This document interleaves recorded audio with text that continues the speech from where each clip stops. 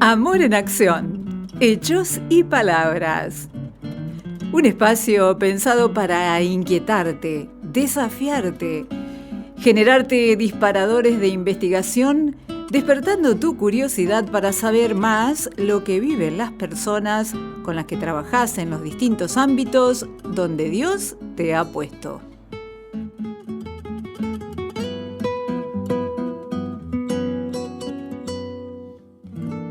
¿Qué tal? ¿Cómo están? El gusto de volver a saludarlos. Mi nombre es Sandra Carini. Esta es una iniciativa del área de acción comunitaria de la Confederación Evangélica Bautista en Argentina.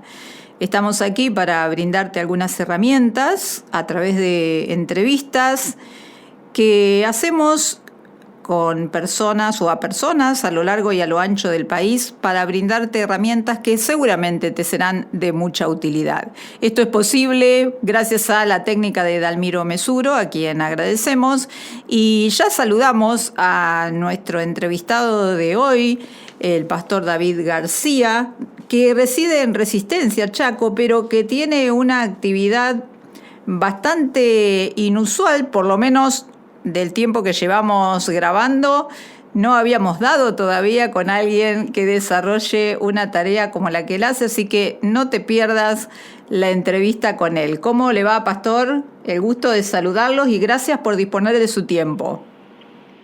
Hola, ¿qué tal? Un gusto. Bueno, gracias a ustedes.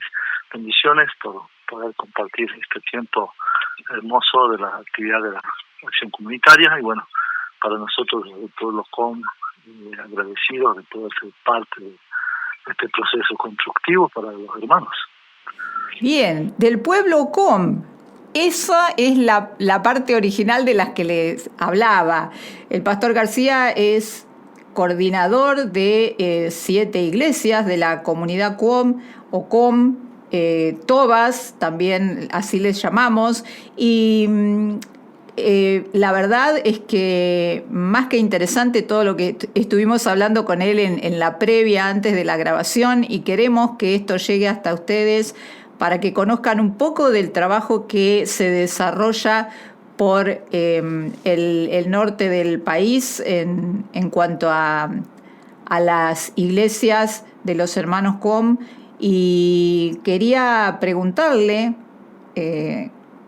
un poquito sobre usted, que más allá de presentarse, ¿en qué consiste esta función de ser coordinador? ¿En qué consiste la tarea de ser coordinador de estas 7 iglesias? Bien. Bueno, así como decía, mi nombre es David García, soy pastor de la Iglesia Bautista Lote 10 en su momento. Hoy estoy atendiendo otro anexo, así que bueno.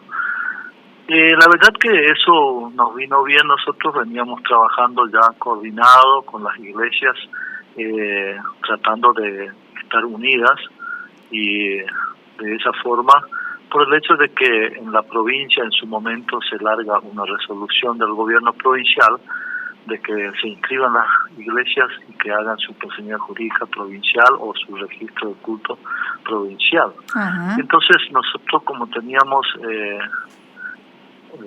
tema que estamos inscritos en la confederación y somos asociados ahí, y tenemos todo el aval legal, digamos, de la confederación, entonces nos organizamos como para poder resguardarnos y que ninguna iglesia, digamos, pierda esa línea, y que aparte, porque había mucha invasión de eso, entonces nos organizamos y creamos el Consejo de Pastores Bautistas COM.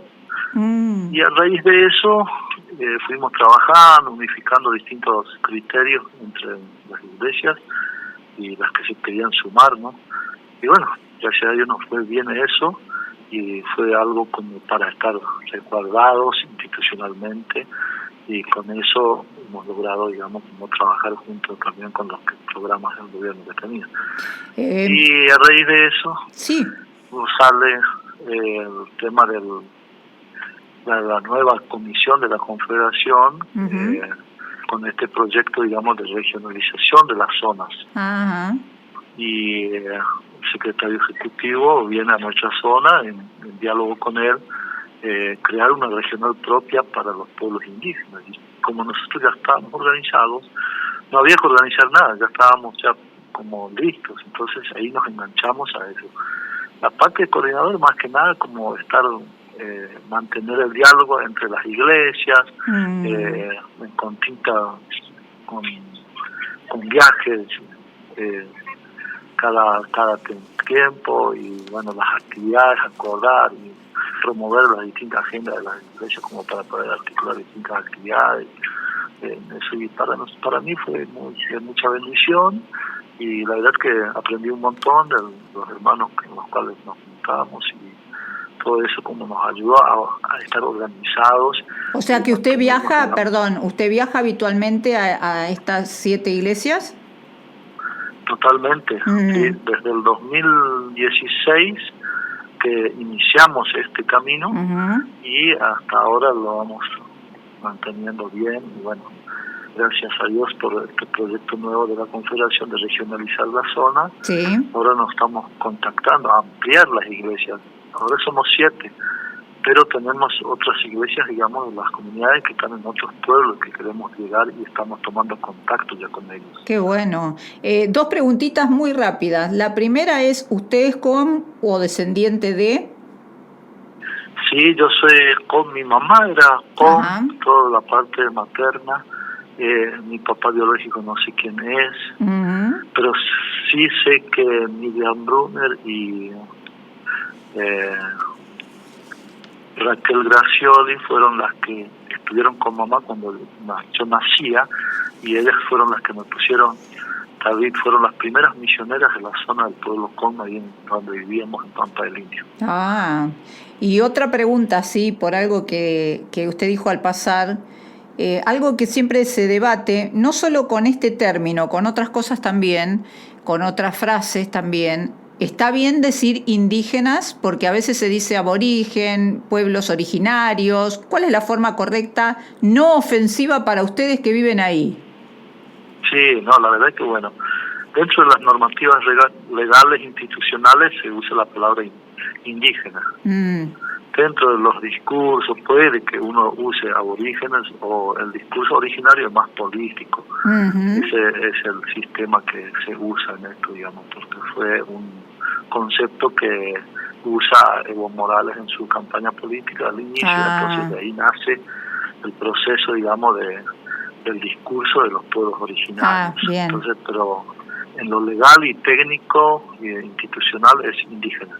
Era una curiosidad nada más que creo que vio que hay ciertas cosas como, por ejemplo, gente con distintas capacidades en otro rubro, digo, ¿no? Y que siempre cuando uno va a mencionar está, no se dice así, no, porque es ofensivo. Viejos, y sin embargo en un momento la Organización Mundial de la Salud puso el término viejo por sobre adultos mayores, por sobre gerontes, por sobre... Entonces, a veces, por eso la curiosidad, porque a veces se pregunta de esa manera. Y nos cuenta un poquito cuál es la idiosincrasia, digamos, las características sobresalientes de la cultura com, como para conocer un poquito y que cobre sentido todo lo que usted nos va a relatar de acá en más.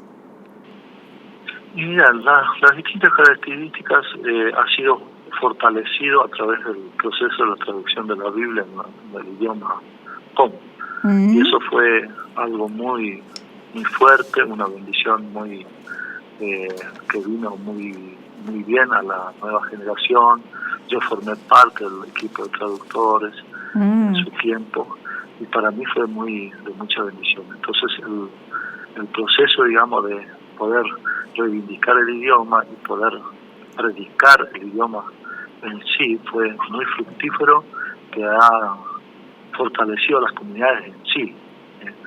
Y también, digamos, como darle más sentido a lo que es la idiosincrasia de las comunidades indígenas, porque tiene su particularidad de cómo hacer el sermón y la predicación con todo lo que tenga que comparar desde la naturaleza, desde su propia cultura, y poder relacionar el contenido bíblico a través del idioma.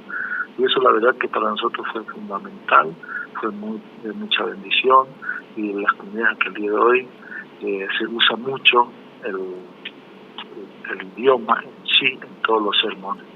Hay algunos que todavía no, pero sí se lee mucho la Biblia en Toba, que como se dice siempre, más conocido como Toba. Sí. Pero sí, aunque más allá de que haya una expresión como en castellano, pero toda la construcción y el desarrollo de la idea está bien fundamentado desde el Toba. Entonces tiene otra perspectiva y en este sentido y tiene otra orientación. Por eso que a veces también es muy difícil juntar cuando un criollo entra a las comunidades indígenas,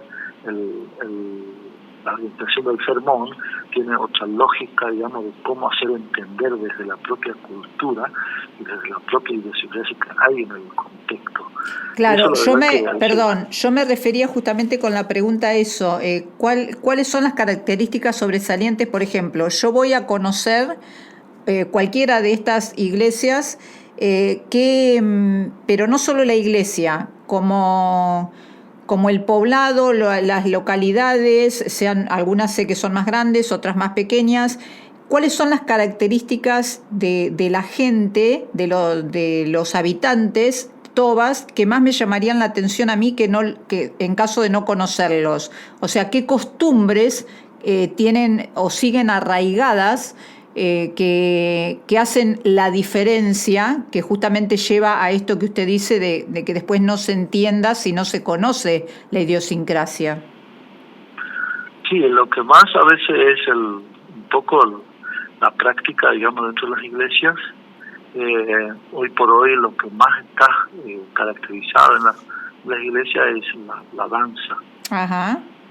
Hay una danza, digamos, que en su tiempo, yo soy investigador y trabajador cultural incluso dentro del ámbito secular. Ajá. Y hago mucha investigación en este tema y hay algunas danzas que fueron en su tiempo muy de lo social, digamos. Claro. En las comunidades indígenas, y esas danzas fueron involucrándose en las iglesias, y hoy por hoy se practica mucho eso. Se mantiene. Se utiliza mucho y resalta mucho en todas las partes, digamos.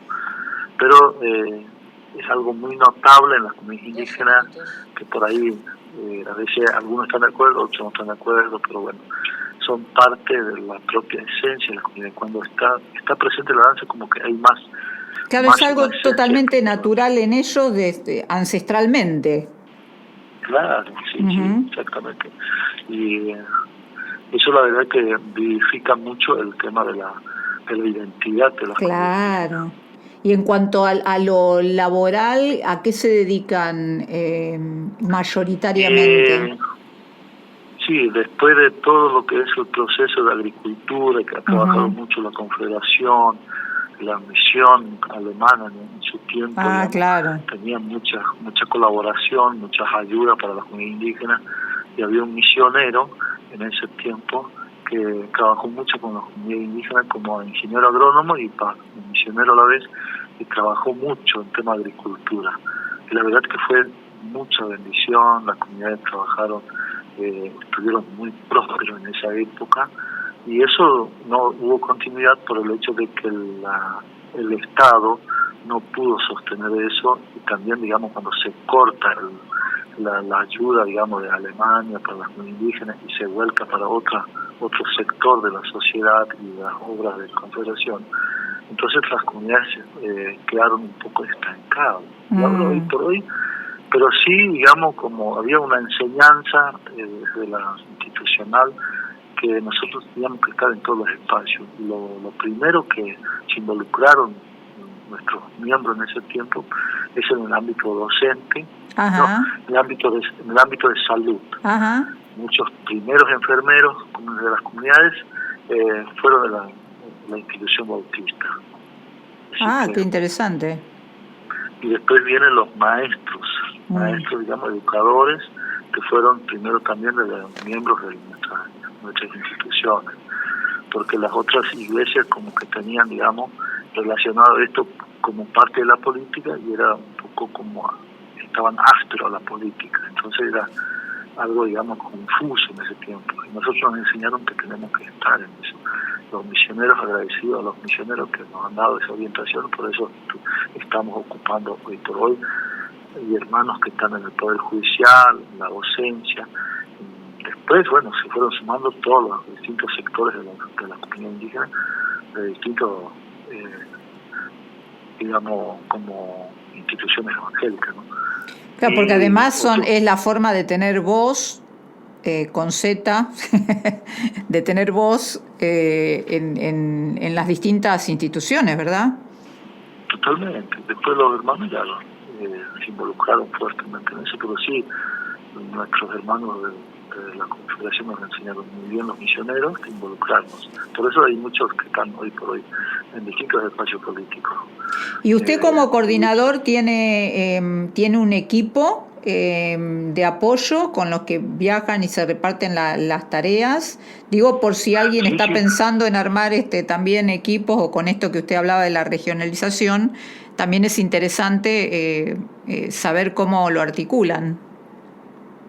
Sí, nosotros lo que hemos pensado ahora, estamos hablando ahí con los hermanos, porque en cada iglesia hay un referente, digamos, que coordina la zona. Uh-huh. Entonces yo me relaciono con ellos y entonces a veces por ahí no es necesario viajar, sino que ya conversamos, digamos, virtualmente, y eso nos ayuda a estar manteniendo en comunicación continua. Claro, la tecnología a veces ayuda, a veces complica, pero a veces sí. a veces entonces, ayuda. Sí, cada iglesia están los secretarios o secretarias, digamos, o el que está propuesto por el pastor, digamos, con el cual yo tengo que articular con ellos. Entonces eso para mí me facilita mucho el trabajo, de trabajar en equipo, y eso es una manera de estar en comunión con los hermanos y mantener, digamos, esta armonía entre todos. La verdad que para mí fue un trabajo muy fructífero también, porque cuesta mucho a veces estar unidos iglesias. Claro. Y más allá de la Confederación y esta es la última pregunta porque se nos va acabando el tiempo, pero si no es molestia para usted, queremos seguir aprendiendo de la tarea que hacen, así que lo vamos a convocar para nuevas entrevistas. Pero por último quería preguntarle cómo es la articulación, y si lo hacen, con distintas organizaciones más allá de la Confederación Bautista. Es decir, creo que al ser representante también ejercerá esto de ser vocero ante otras organizaciones. ¿Y qué es lo que es prioridad para ustedes transmitirles a organizaciones e instituciones que no sean del ámbito evangélico? Es decir, ¿qué son las necesidades más frecuentes que ustedes tienen que plantear ante organizaciones?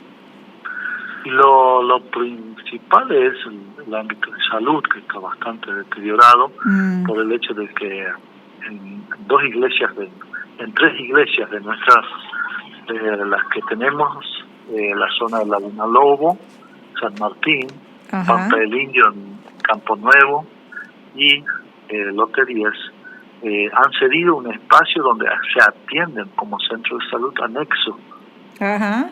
Entonces hay hermanos que son de la comunidad que atienden a los hermanos ahí, pero no llegan los medicamentos, algunas cosas esenciales, digamos, que a veces son tratamientos, digamos, no llegan, y las instituciones por ahí hacen ese tipo de descentralización, y que hay una discriminación para mí en ese sentido, por el hecho de que son comunidades indígenas y no llegan. Claro. Entonces cuesta muchísimo, a veces los hermanos tienen que salir a reclamar, a empujar un poco, a presionar un poco para que pudieran hacer llegar al menos para los que están en tratamiento de su salud. Y eso la verdad que es muy interesante y a veces muy fuerte. Y la parte otra es el territorio nuestro, digamos, que hasta ahora no se regulariza.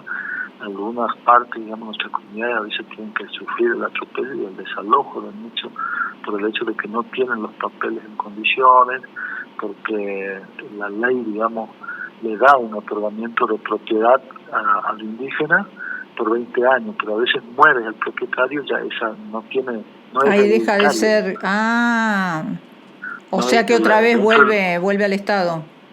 Exactamente, y a veces eso es lo malo que pasa, y nuestra gente por ahí no saben tramitar eso para, antes que muera el titular, poder ceder eso a la familia. Uh-huh. Ese es el trámite que hay que hacer previamente, pero a veces no saben, nuestra comunidad no saben, cree que tiene un título de propiedad y ya basta, pero a veces no se dan cuenta que dentro de los 20 años termina eso y eso vuelve al Estado.